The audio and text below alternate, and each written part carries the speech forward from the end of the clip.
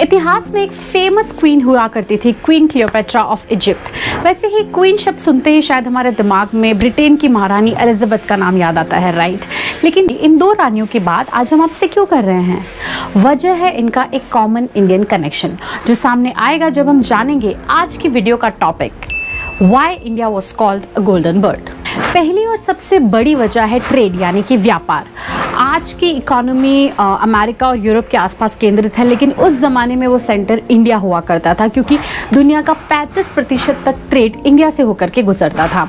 और पहली शताब्दी में जब रोमन एम्पायर अपने पीक पर था, तब इंडिया और रोम के बीच में कई सारे ट्रेड रूट्स डेवलप हुए, लेकिन ये पूरा ट्रेड इंडिया के फेवर में झुका हुआ था, क्योंकि यूरोप के पास इंडिया को देने के लिए वाइन के अलावा और कुछ भी नहीं था। लेकिन इंडिया वहीं पर मसालों से लेकर तक कपड़े तक सारी चीज़ें यूरोप को एक्सपोर्ट करता था और बदले में भारी मात्रा में सोना लिया करता था। और हालात ये हो गए कि रोमन एम्पायर में सोने की कमी के कारण भारतीय काली मिर्ची को एज अ करेंसी यूज़ किया जाने लगा। और ये देखकर रोमन एम्पायर ने देन बाद में इंडियन ट्रेड के ऊपर काफ़ी सारे प्रतिबंध लगा दिए गए। और ये जो इंडियंस का सोने के लिए दीवानापन है, ये देख कर के उस समय में इंडिया के लिए गोल्डन स्पैरो शब्द जो है वो चलन में आया। भारतीयों की कमाई का एक और जरिया था कीमती रत्न। जी हाँ, आज की फेमस क्वीन एलिजाबेथ का सबसे कीमती रत्न कोहिनूर भी इंडिया में ही खोजा गया था। दूसरा कारण था नॉलेज या फिर विजडम। आज की सबसे बड़ी इकोनॉमी अमेरिका दुनिया का नॉलेज सेंटर भी है, जहाँ वर्ल्ड की बेस्ट यूनिवर्सिटीज़ हैं और कुछ चुनिंदा शार्प ब्रेन्स वहाँ पढ़ाते हैं। इसी तरह एंशिएंट इंडिया में छोटे छोटे गुरुकुलों से लेकर के तक्षशिला और नालंदा जैसी बड़ी बड़ी यूनिवर्सिटीज़ हुआ करती थी, जहाँ ज्ञान विज्ञान की पढ़ाई को सर्वश्रेष्ठ माना जाता था और दूर दराज से लोग वहाँ पढ़ने आया करते थे। वहाँ पर आयुर्वेद, एस्ट्रोनॉमी, फिलॉसफी, केमिस्ट्री जैसे कई सारे सब्जेक्ट्स पढ़ाए जाते थे और आर्यभट्ट और भास्कराचार्य जैसे वैज्ञानिक वहाँ रिसर्च किया करते थे। तीसरा कारण है आर्ट एंड आर्किटेक्चर। मॉडर्न दुनिया में दुनिया की सबसे ऊंची इमारत बुर्ज खलीफा शायद ह्यूमन आर्किटेक्चरल स्किल्स का एक नमूना है। उसी तरह एंशिएंट इंडिया की आर्किटेक्चरल स्किल्स भी बहुत ज़्यादा प्रसिद्ध थी।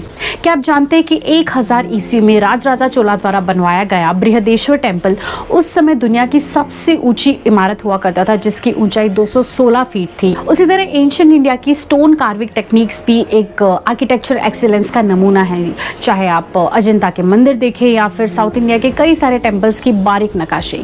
चौथा कारण है पीसफुल एरा। प्राचीन काल में भारत एक समृद्ध देश हुआ करता था, जिसकी ज्योग्राफिकल लोकेशन उसकी एक यूनिक स्ट्रेंथ हुआ करती थी। हमारे ईस्ट में चाइनीज एम्पायर था, लेकिन हिमालय के बड़े बड़े पहाड़ों ने कभी हमारे और चाइना के बीच में युद्ध की पॉसिबिलिटीज़ ही पैदा नहीं होने दी। सेम हालात नॉर्थ में भी थे। हालांकि वेस्ट से फॉरेन इन्वेडर्स का आना जारी रहा, लेकिन पंजाब की बड़ी बड़ी नदियों को पार करके वहाँ के साम्राज्य से लड़ना एक मुश्किल भरा काम था, जिसमें अलेक्जेंडर जैसे महान इन्वेडर को भी मुंह की खानी पड़ी थी। देश के अंदर भी प्रॉस्पेरिटी होने के कारण सिविल वॉर्स जैसे हालात काफ़ी कम पैदा हुआ करते थे। उस पर वैदिक धर्म की शांतिवादी प्रिंसिपल्स, उस पर बुद्धिज़्म और जैनिज्म के तड़के ने वॉर की पॉसिबिलिटीज़ को काफ़ी कम कर दिया था, जिससे हमारी सभ्यता और संस्कृति का विकास काफ़ी तेजी से हो रहा था। पांचवा कारण है कल्चरल सॉफ्ट पावर। कहा जाता है कि पीसफुल टाइम में सॉफ्ट पावर ही सबसे बड़ी पावर होती है। कोल्ड वॉर के समय जब पूरी दुनिया में कम्युनिज्म जैसे ख्याल पनप रहे थे, वो अमेरिका का सॉफ्ट पावर ही था जिसने पूरी दुनिया को कैपिटलिज्म से जोड़े रखा। चाहे वो हॉलीवुड हो या फिर बड़ी अमेरिकन कंपनीज जैसे कि कोका कोला या मैकडॉनल्ड्स, जिसने अमेरिकन लाइफस्टाइल को पूरी दुनिया तक पहुंचाया, जिसने अमेरिकन ड्रीम के विचारों को जन्म दिया। ठीक इसी तरह एंशिएंट एरा में इंडिया की सॉफ्ट पावर का कोई सानी नहीं था। इंडिया की कल्चरल लेगेसी, जिसमें आर्ट और फिलॉसफी के साथ में एंशिएंट विजडम और माइथोलॉजी का तड़का था, पूरे ईस्टर्न वर्ल्ड में फैल गई। जापान और चाइना जैसे सिविलाइजेशंस को भी भारत ने बुद्धिज़्म, कर्मा और धर्मा जैसे कॉन्सेप्ट से वाकिफ करवाया। इन देशों के कई सारे स्टूडेंट्स हमारी यूनिवर्सिटीज़ में पढ़ने आया करते थे और फिर यहाँ से इंडियन कल्चर को ले जा करके अपने देशों में प्रोपोगेट किया करते थे। तभी तो जापानी देवी देवताओं से लेकर के इंडोनेशिया और कंबोडिया के मंदिरों तक इंडियन कल्चरल पावर शायद एक ऐसा इतिहास लिखता आया है जिसे आज तक हम ठीक से पढ़ ही नहीं पाए।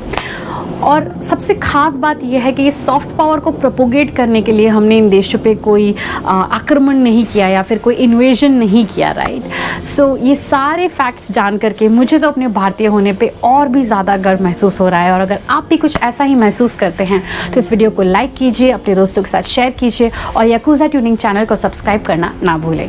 धन्यवाद।